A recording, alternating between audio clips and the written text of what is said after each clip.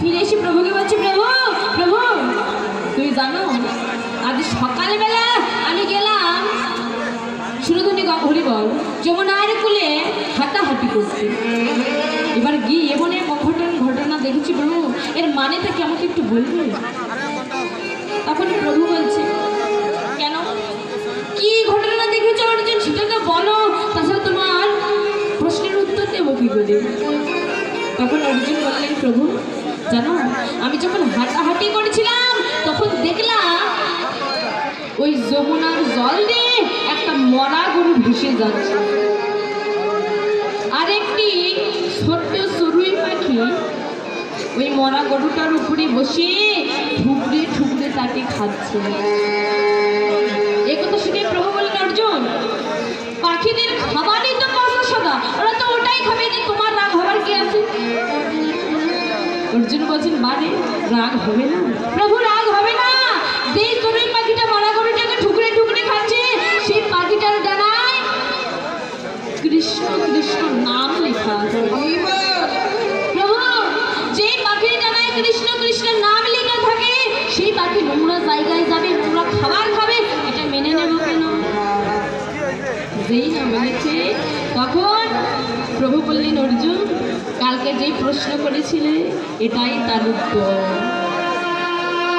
তুমি যেমন দেখলে এই পাখির ডানায় কৃষ্ণ নাম লেখা আছে, তবু এই পাখিটা নোংরা জায়গায় যাচ্ছে, নোংরা খাবার খাচ্ছে, ঠিকই তেমনই আগত কলি যুগে এমন কিছু ভণ্ড ভক্ত থাকবে যারা উপরে নিজেকে বোঝাবে তার মতো ভক্ত জগতে কেহ নেই, কিন্তু যদি ভেতরে খুঁজতে যাও তার মতো ভণ্ড জগতে কেহ নেই।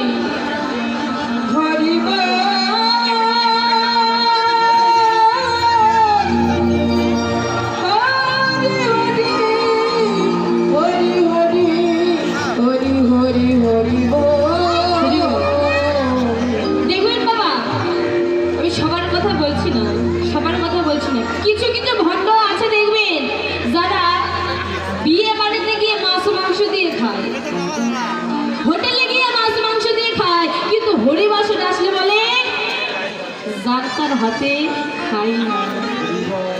ভেতরে খোঁজে দেখবি এর মতো ভণ্ড কেউ, কিন্তু বাবা সবাই না, কিছু কিছু সদা ভক্ত রসিক ভক্ত আছে, সবার কথা বলছি না, কিছু কিছু আছে যাদের কথা শাস্ত্রে উল্লেখ করেছে। আবার বললেন 100 জন গুরুর মধ্যে 75 গুরু হবে অসৎ, কেন? আচ্ছা বাবা আপনারা বলুন, গুরু কি অসৎ হয়? কি মা গুরু কি অসৎ হয়? একটু কথা বলুন না, ভুল হোক ভালো হোক খারাপ হোক আপনারা কি কথা বলুন। গুরু অসৎ হয়, আমার কথা নয়, আমাকে বলবেন না বাবা। চৈতন্য চরিত্রামৃত খুলে দেখবেন মহাপ্রভু নিচে বদনে বলেছে, শাস্ত্র পড়াশোনা করো, জানতে শিখো, মানতে শিখো। কি বাবা এখানে কয়জন স্টুডেন্ট আছে, কয়জন মা বাবা আছে যারা শাস্ত্র পড়াশোনা করে?